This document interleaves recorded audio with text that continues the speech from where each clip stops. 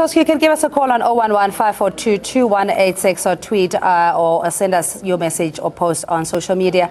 As we were talking about, controversial radio personality Gareth Cliff is accused of being sexist and fat-shaming women. This in light of the anti-Trump women's marches which took place around the world on Saturday. We ask if Gareth Cliff's comment of fat-shaming women was said in jest or downright sexist. Join the debate on 011-542-2186 to post your social comment. You can also go to @IamCindyMabi.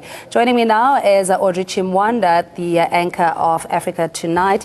Audrey, thanks so much for joining us. I mean, women and the whole gender disparity, we've made inroads and come a long way in dealing with inequality, primarily when it comes to discrimination, not only in the workplace, but self-image and self-worth. To have this misogyny still being prevalent in society, all in the guise of just sarcasm. What is your view on this? Oh, Cindy, it was, when I read this meme, I couldn't believe that a person of his status in society can post something like this. But then again, this is Gareth Cliff. We don't know if he was doing it out of jest or he was trying to attract attention. I can't speak for, all the women, but I can speak for myself. Just my personal experience being in the media industry and being in front of the camera half the time, you will be subjected to remarks like that. And it can kill a woman's confidence because you're expected to look a certain way, and it's unfortunate that there are still men and women out there who think they can joke around with issues of image and what size you are as a woman and what is acceptable. But look, this has been happening with leaders not just in South Africa but across the world. We saw this happening in Australia. Donald Trump has said some very disturbing things with regards to how a woman should look, and just very derogatory comments coming from leaders. It really takes us back, and we can only hope that as a society we can rise above this. And I mean, the contrast, as you're saying, or the irony is that there are other women who say, look, this is something that is meant, to be funny, or it's humorous. It's not intended to be malicious. But the fact remains that we do have issues of self-image. But I just want to go back to what the marches were actually about. You were referring to the posts being shared in other parts of the world, the US and Australia. But essentially, this was about human rights. The fact that with Donald Trump leading up to his electioneering campaign had spoken about terrorism, but sidelining or attacking Muslims when it comes to terrorism, talking about clamping down on immigrants, largely the Mexicans, etc., and also degrading women in the sense that, he said he can grope a woman and get away with it. So this was a bigger march, and now it's been discredited or trivialized in these posts. Look, to each their own. I don't know what people feel is funny and what they do not feel is funny. It depends on your values as a human being. But I guess the question is, when we have, figures like Gareth Cliff or even Donald Trump himself and all those people that are put on a podium in society, when they say remarks like that, should it be rubbished as just a joke, or should they be held to account? Should action be taken? Should they be punished in some way? But then again, is there a law that says you can't call people fat? Those are things that you look at in society. But just looking at the young girls that are growing up as a teenager, I'm sure you and I can relate as being women, having grown up. It's difficult growing up as a teenager and just trying to have that confidence. It boils down to how you look and remarks that come from different people and how it affects you and the woman that you then become when you grow older. Whether that can be called a joke or not, I suppose remains in the public domain. I personally don't feel that it's something that people can joke about. Yeah, I mean, Gareth Cliff, we did invite him to comment or react. I suppose he's got his plate full now that he's got his foot in his mouth again. He is a controversial character. You remember that last year, this time, he won the case against MTN, or rather Mnet, I beg your pardon, with the retweet or comment that he made with Penny Sparrow, saying that people just need to understand what freedom of speech is all about. These are rights that are espoused in our Constitution. Everybody has the right to say what they feel, but they also have the responsibility to ensure that it doesn't encroach or infringe on somebody else's rights. So to call somebody by their appearance and try and make a joke out of it, and also disregard the fact that there are other people that find it offensive, for me, that is rather arrogant. Oh, absolutely, Cindy. But look, with a character like Gareth Cliff, like you said, is a very controversial personality, whether he did this, I'm sure he absolutely understood the kind of wrath that this will detract, to his name, to his personality, and maybe that is what he was looking for. But it's very unfortunate that we can still have to deal with statements like that coming from personalities such as himself. All right, Audrey, thanks so much. Just stay on the line, or rather in the newsroom. We have Palesa in Midrand. Good evening to you, Palesa, and thanks for calling. Good evening, Cindy. I just want to make a comment on what Gareth Cliff said.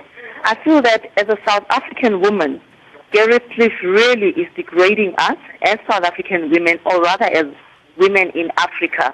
We are born like this. We love our bodies and we love our curves, and that's how it should be. But for him, as an African man as well, whether white African or not, to come and comment on women's body, it's really out of control. It's really out of hand, and it's not even the first time that Gareth Cliff has ever said such about women or any other things. I'm very disappointed, especially as a public figure that people look up to, that our kids look up to, that women and both young boys are looking up to.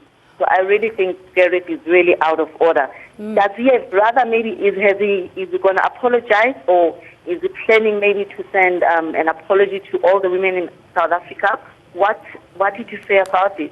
Yeah, Palesa, while we have you on the line, just a very quick one. I mean, we cited the Constitution as being supreme law of the country. Everybody has a right to freedom of speech, and we don't see that outcry as much from South Africans with regards to this particular tweet or Instagram message, in the sense that, I guess, as you're saying, it's somebody that we've become accustomed to. He's controversial. He will say what he likes and get away with it. What do you expect in the sense of, in the absence, rather, of Gareth Cliff not apologizing, what would happen?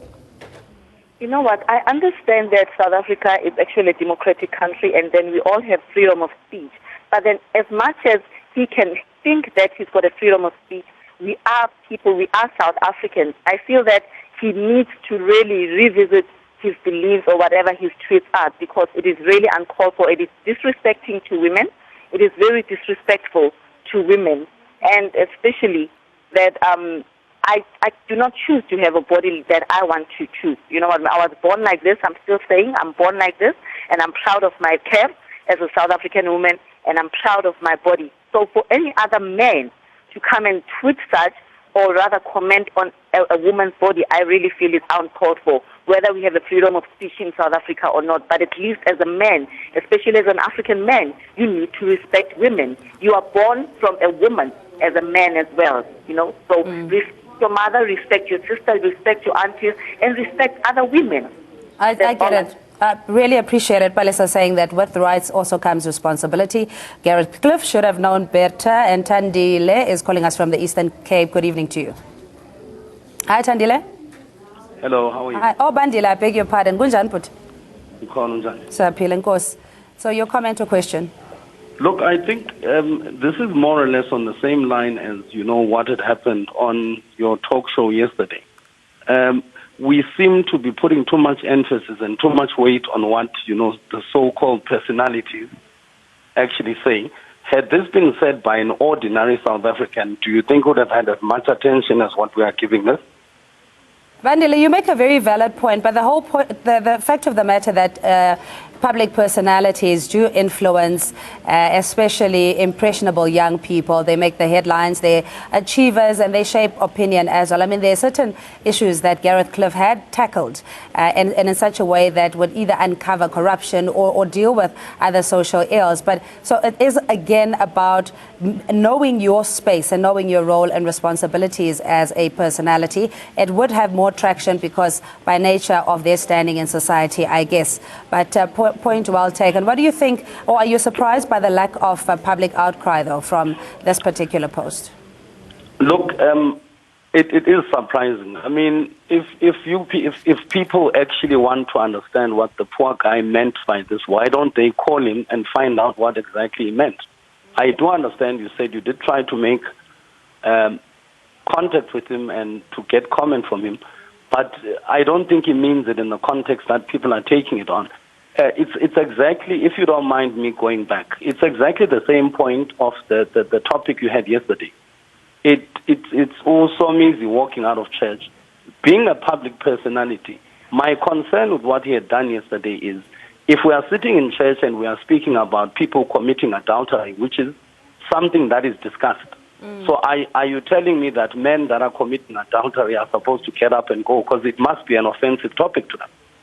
Mind you, it's not only men alone that participate. It takes two to tango, but I get your point. It is valid in the sense that if you choose a particular denomination, you will go with its prescripts as well. Andile, thanks so much for your call. You at home can share your views on 011-542-2186. My colleague Audrey Chimwanda is still standing by. You know, we talk about words being intentional and that they have an impact on your life, even transcending into adulthood. Audrey, as a woman, as you were saying, you know, depending on your body shape, there are certain derogatory terms that you will be met with men treating you or objectifying you, even from a very young age. This in itself, for me, the sad part is the fact that it now dissuades, or rather takes away from the importance of the Women's March and the human rights element thereof in the U.S. Oh yeah, it discredits the whole, you know, inspirational aspect of the march that we saw in the United States, as women were trying to stand for their rights. I'm very excited to hear, you know, a man actually calling and, you know, just as he tries to understand exactly how this can affect a woman, their confidence and the person that they become in life. And especially in a country like South Africa, where you'll see most of us women here are thick, so to speak, and very proud to be that way. And I know that most men here appreciate us looking exactly the way that we look. So I just hope it's a learning curve, you know, if we have people in these positions who continue to speak like this, should they be held accountable again? That's another argument. And another debate for another day, I suppose, that we could have, or even today. I don't know what other people's reaction will be with regards to that. And then women themselves are not necessarily uniting against one cause to say we're dealing with chauvinistic and behavior and misogyny once and for all. We will ensure that those that are found to be on the wrong side of, I don't want to call it feminism, but the appreciation of women, that they are taken to book. I don't see enough examples in society of that particular transgressor being taken to task. Oh, absolutely. I don't think one has to be a feminist to understand, that how you need to treat another human being. I think it boils down to your values as a human being, perhaps how you were brought up, and just the kind of person that you are. And with some people, this is not something that you can change, no matter how old you are. And you can just only hope that they do not transfer those ideas and that kind of thinking to the next generation. We have a caller, Patrick from Nelspruit. Good evening to you, and thanks for calling. What's your comment or question? My comment is that I don't see anything wrong with what Gareth Cliff said. It's just because it's from him. One other thing, people must understand that whoever is a man or is a woman, if you are fat, you need to go to the gym. Most of us, some of the doctors will tell you that, hey, Baba, you must lose weight because what you have now, with your weight, you cannot go. You can not live longer. So I think what we need to do, we need to come with the suggestion, or if Gareth Cliff can come with the suggestion that all people are big. I won't say fat, because let me just talk from my perspective. That my mom was big. I used to take her to the doctor. The doctor will always tell me that, hey boy, just take care of your mom. Just tell your mom not to eat 1, 2, 3 because she's big and she won't last. And it happened. So I think what we need to do, we need to check on the positive side of what he said instead of blaming Gareth Cliff for what he said. I think all of us, we know if we are big, then there's a problem with your health.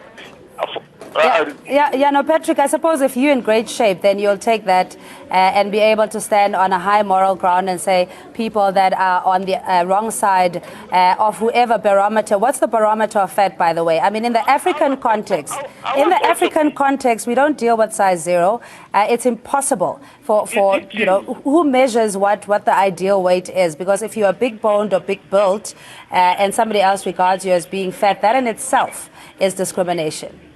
No, that's not. I'm not talking about obesity. I'm talking about when somebody says you are fat and you just happen to be big built or big boned. That in itself is discriminatory. I was fat also myself. People will tell me that, hey, Mama, you are fat. I didn't take it as an offense.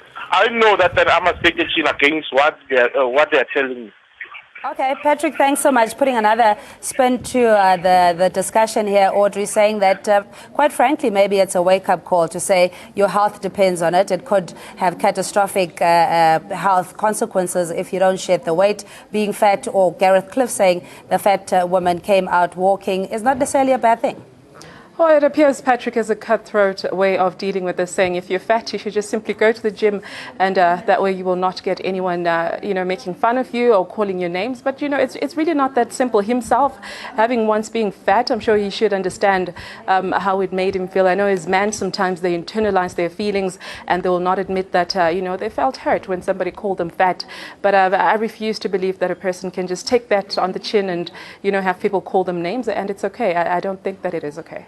My sense is that even at school level, when we deal with bullying, and you were saying about you growing up in experiences, hurtful things that kids will say, or the neighborhood bum, as it were, that those things live with you in how you relate to yourself and interact with other people as well. Later on, it will deal with your sensuality or how your interpersonal engagements with colleagues as well. So that bullying needs to be defined to make it an unpalatable behavior, even in school, even in society, that nobody should call another in a derogatory manner and get away with it, albeit that person appears to be fat or obese. It's not in their place to necessarily make that remark.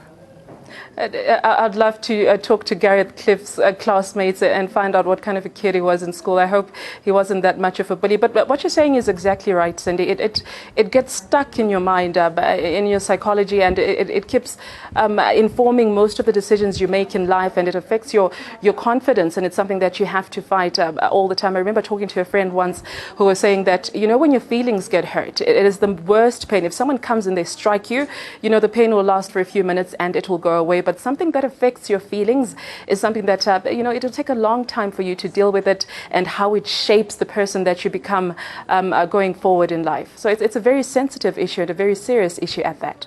The outcry, though, is absent, or it's conspicuous in its absence, in the sense that when yesterday, as Andile was saying, that on the issue of homosexuality, whether it being a sin or not, we've seen more reaction with everybody standing on what we deem to be the truth, that homosexuality is a sin. And that is, if you belong to, in fact, religious denominations all across would say the same thing, that even in this regard, we need to make a stance and say what is, according to freedom of speech, what is in the Constitution, and what responsibilities do people have in making certain utterances, and they need to be held accountable. And I think you're exactly right, Cindy, because you'll see that the minority group in our society, say, homosexuals and gays, they go through the same thing, because, you see they're called all sorts of names.